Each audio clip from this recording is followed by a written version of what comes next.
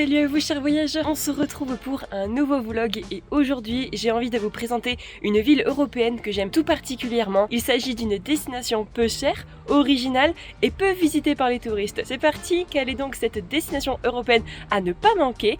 On commence de suite.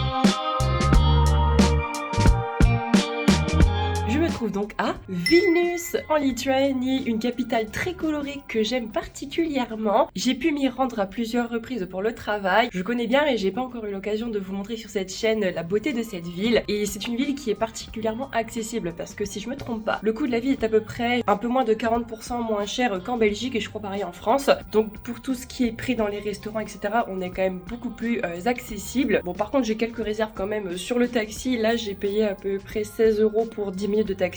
Je me souviens plus exactement de la distance mais je vous mettrai ici. En tout cas le prix, le initial fare c'était de 1,80 à savoir. Et sinon je me trouve dans une chambre d'hôtel qui est quand même assez pas mal. On a pas mal d'espace et c'est assez confortable avec petit déjeuner inclus. Avec la city tax je pense que je suis à peu près à 86 € par nuit. Ce qui est quand même pas excessif je trouve.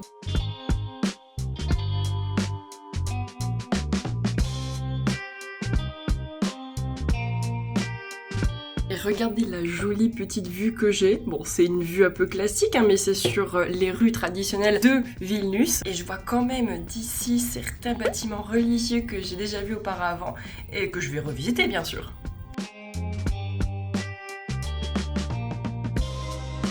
Si vous, comme moi, vous aimez l'architecture particulièrement colorée et travaillée des centres-villes typiques, eh bien tout simplement, Vilnius est faite pour vous. Laissez-moi tout de même vous présenter la ville de Vilnius avant de commencer. C'est avant tout une capitale réputée pour son centre médiéval qui est l'un des mieux préservés d'Europe. Son architecture baroque est remarquable, les maisons traditionnelles offrent l'un des patchworks les plus colorés qui existent. Vous l'aurez compris, sur Vilnius, on profite avant tout des ruelles et de l'architecture. Et c'est ça qu'on adore avant tout sur Vilnius, c'est ces maisons, vous voyez, d'un charme fou, coloré, avec un style bien particulier. Vous en avez partout dans le centre-ville, notamment autour de la grande place du compas. C'est une sculpture artistique très particulière qui nous évoque un peu un compas, comme son nom l'indique bien sûr. Et vous avez aussi d'autres édifices religieux. Et aussi certaines marques de vêtements qui sont quand même assez, huppées.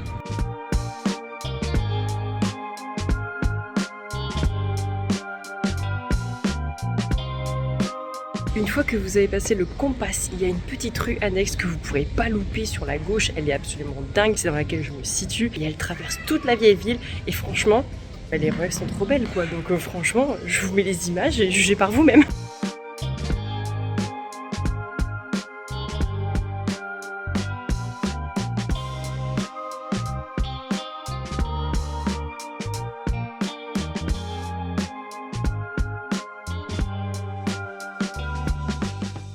Non seulement les ruelles, elles ont gardé leur côté vraiment médiéval, mais vous avez aussi beaucoup d'églises et d'édifices religieux qui ont conservé leur caractère médiévaux. Comme vous voyez par exemple derrière moi ici, vous avez une église en particulier, mais il n'y a pas que celle-ci, il y en a vraiment plein. Donc dans Vilnius, il ne faut pas hésiter à rentrer dans ces bâtiments d'exception puisqu'on voit vraiment encore des détails d'origine et ça c'est cool. Et le pire c'est qu'elles ressemblent pas toutes, vous voyez, elles ont à peu près les mêmes styles, mais elles ont chacune leurs couleurs, chacune leurs ornements, même leurs coupoles, elles sont pas les mêmes. Franchement, c'est un petit plaisir pour les yeux si vous aimez l'architecture.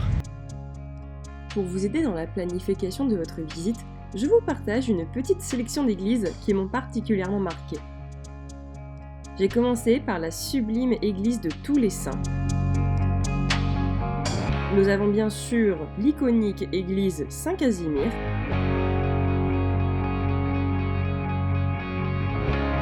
Ne manquez pas également l'église de Saint-Esprit, ainsi que l'église orthodoxe de Saint-Nicolas de Vilnius.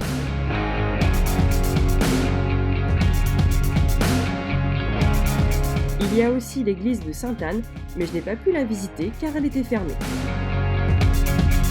Il existe au bout de la rue un lieu de pèlerinage catholique hautement important pour les croyants de passage. Il s'agit de la Porte de l'Aurore, le seul et unique vestige des remparts médiévaux de Vilnius encore debout. Cet endroit est dit miraculeux pour avoir survécu aux incendies de la ville, mais aussi grâce à la superbe peinture de la Sainte Vierge recouverte d'or. Ok, mais parmi tous ces édifices religieux, il y en a bien un qui a une importance capitale et qui n'a surtout pas manqué.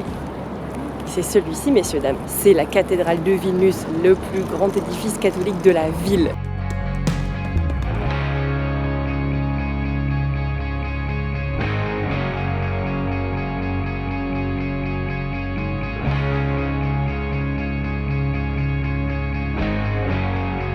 Et cette cathédrale, elle a une position assez stratégique dans Vilnius. Tout d'abord, elle débouche sur une rue que je pense les amateurs de shopping vont adorer. Elle débouche en fait sur la rue du shopping. Vous avez une grande esplanade pour laquelle les gens peuvent se promener. On a aussi un monument commémoratif par derrière. Et là, vous verrez pas, mais derrière, il y a en fait les ruines d'un château sur une colline qui donne une vue à tomber sur la vieille ville de Vilnius. Bon, pareil, là on verra pas, mais aussi derrière il y a un autre monument commémoratif pour les personnes décédées lors de la guerre. Et en tout cas ici c'est vraiment agréable parce qu'en fait on n'entend pas vraiment le trafic de Vilnius, même si je veux dire le trafic il est franchement manqué, mais c'est vrai que certaines ruelles peuvent être vite encombrées. Donc là vraiment c'est assez agréable, les enfants viennent jouer, les amoureux viennent se promener, etc.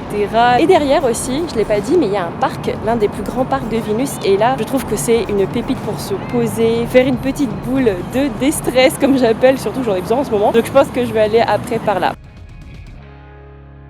Cette fameuse rue du shopping, il s'agit de l'avenue Gedimino.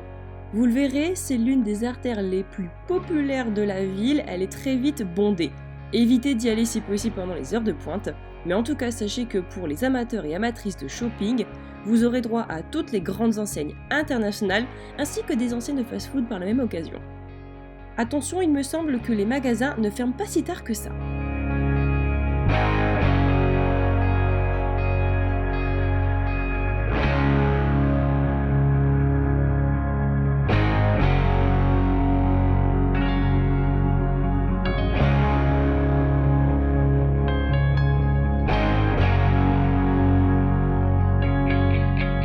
Allez, je vous emmène au sommet de la tour Gedimino, désolé.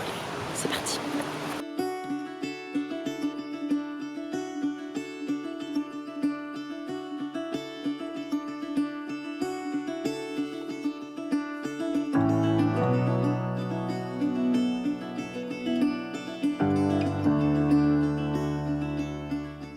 La vue depuis Gedimino est tout simplement stupéfiante. D'un côté, vous aurez la vieille ville avec le toit des églises et des maisons traditionnelles, et de l'autre, le centre moderne et économique. Là, on peut dire clairement que c'est un joli contraste. Il est temps de se poser un peu parce que j'ai pas arrêté depuis tout à l'heure et du coup j'ai choisi les jardins qui sont au pied de la tour de Gedimino.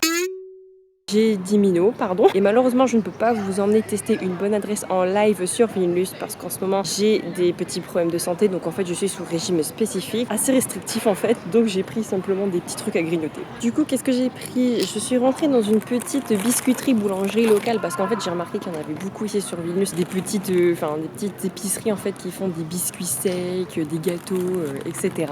Et là en l'occurrence j'ai pris donc de chez Kimine, je crois. Enfin, je vous mettrai du coup le nom sur l'écran et je vous montrerai quelques photos de la boutique. J'ai trouvé que c'était super frais, enfin que c'était très mignon, etc. Et en fait, j'ai payé pour 2 tranches de pain maison, donc riche en fibres et en fruits secs, à peu près 1€. 1,07€ exactement. Donc franchement, c'est rien. Et aussi, j'ai pris du coup des noix de chez Lidl. Ouais, je sais, je me suis pas foulée, mais en même temps, je peux pas trop manger d'autres choses malheureusement. Et je dirais par contre que les prix au niveau du Lidl c'était assez similaire. Donc ne vous attendez pas à des prix ultra cassés. Et si vous souhaitez dîner sur Vilnius, je peux vous recommander la rue Pilies-Kafte. Désolée si je le prononce mal. C'est une rue très dynamique où les gens adorent se promener et boire un verre.